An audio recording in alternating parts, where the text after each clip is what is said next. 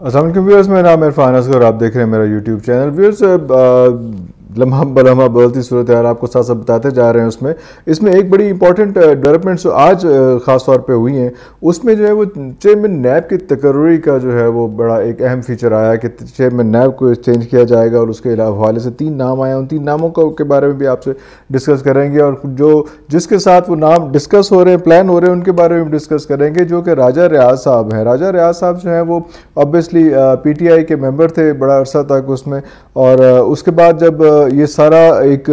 No confidence की motion पेश हुई, तो वो उन्हीं लोगों में से थे जो वहाँ से साइड पे हो गए थे, और उन्होंने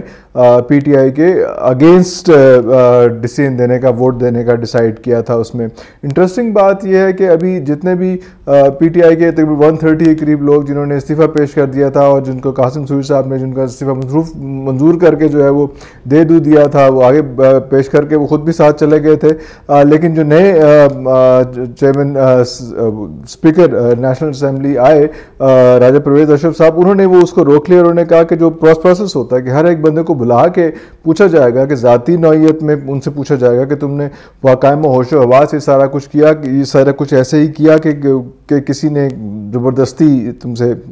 वो कराने की कोशिश की है, इस्तीफा दिलाने की कोशिश की है। तो ये एक प्रोसेस होना था जो नहीं हुआ, क्योंकि उसमें बहुत सी बातें थी। ये वाले मसाइल भी आ रहे थे कि यार ये 130 लोगों के इलेक्शन दोबारा कराने, मतलब आधा तकरीबन ऑलमोस्ट आधी 45% तकरीबन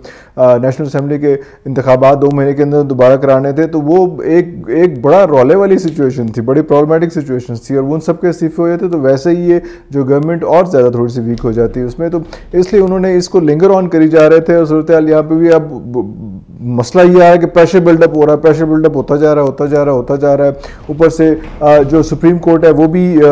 थोड़ी सी स्ट्रांग हुई है, वो भी सो मोटो नोटिस भी लिया हुआ है उसने। इन्होंने आते साथ ही ECL से जो बहुत से लोगों के नाम निकलवा दिए थे, उस पर भी जो है वो एक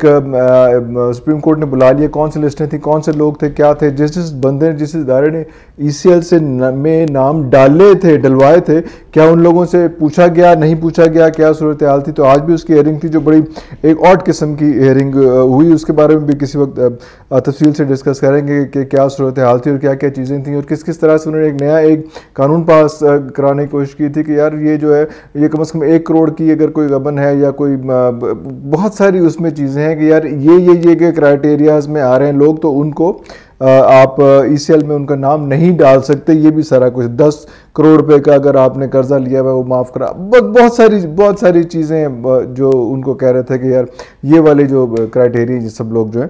इस क्राइटेरिया के अंडर जो लोग आते हैं उनका नाम ECL में आइंदा से नहीं आ सकता। लेकिन वो चीफ जस्टिस साहब ने सो मोटो नोटिस ले लिया उसके ऊपर, उसको होल्ड किया हुआ है, और उस पर काफ़ी बहस चल रही है और काफ़ी अजीब किस्म की बातें हो रही हैं। तो वो उसको भी हम डिस्कस करेंगे। लेकिन इस वक्त जो है हम चेयरमैन नैब के हवाले से बात कर रहे हैं कि नैब गर्दी और ये वो सारा बड़े मसाइल, बड़ी चीज़ें, बड़ी सिचुएशंस आती रही हैं। उसमें पिछले हम देखते हैं इमरान खान के दौर में जब तक चीफ जस्टिस जावेद इकबाल साहब रहे, अभी भी आज इस वक्त जब तक मैं वीडियो कर रहा हूँ अभी तक तो वही हैं, उनको एक्सटेंशन भी मिली और सारा कुछ हुआ। और तब जब तक नए चेयरमैन नैब की तकर्री नहीं होनी उस वक्त तक वही चेयरमैन नैब रहेंगे। और अब सिचुएशन वो आती जा रही है कि ये जल्दी जो है उन्होंने, और ख़ासतौर पर राजा रियाज साहब ने आज तो कहा कि हम 2 तारीख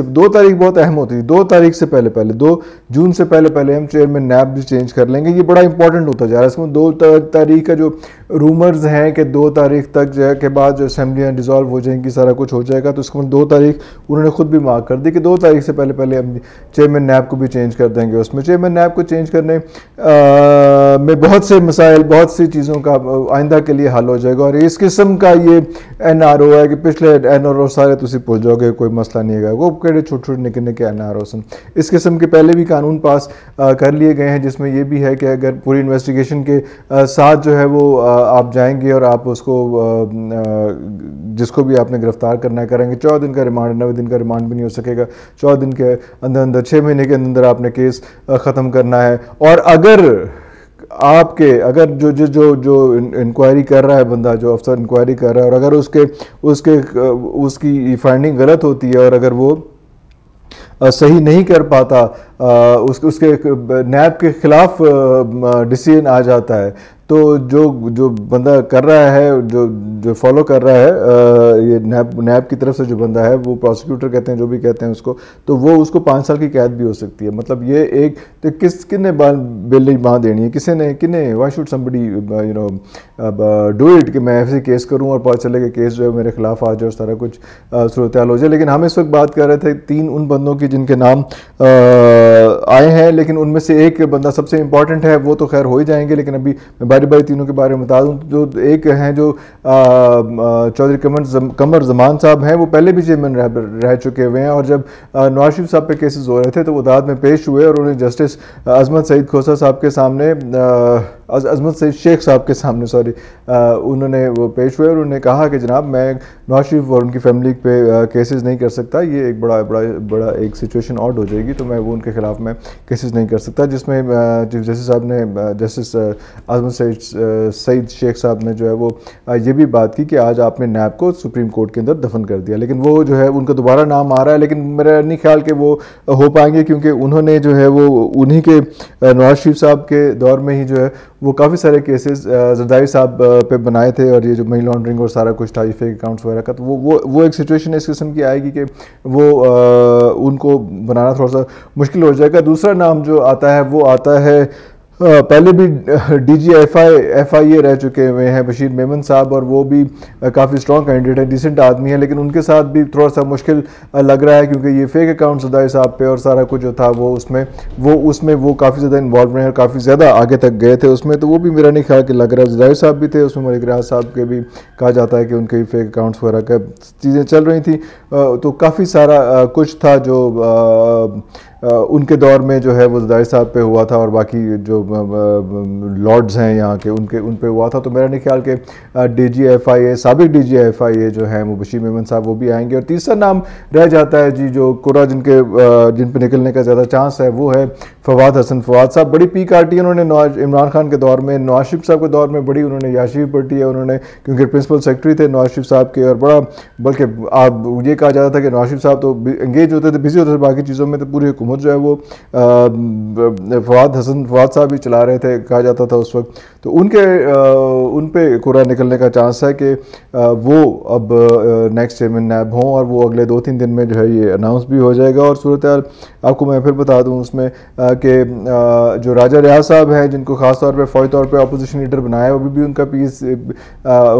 पीटीआई से ताल्लुक है, और हमें ये समझ नहीं आ रही कि किस तरह से ये सूरत हाल इस किस्म की किस तरह से हो सकती है कि एक दफ़ा जब नेशनल सुप्रीम कोर्ट ने रूलिंग दी हुई है कि यार ये जो भी पार्टी लीडर के अगेंस्ट कोई बंदा अगर पार्टी का मेंबर जा रहा है, तो वो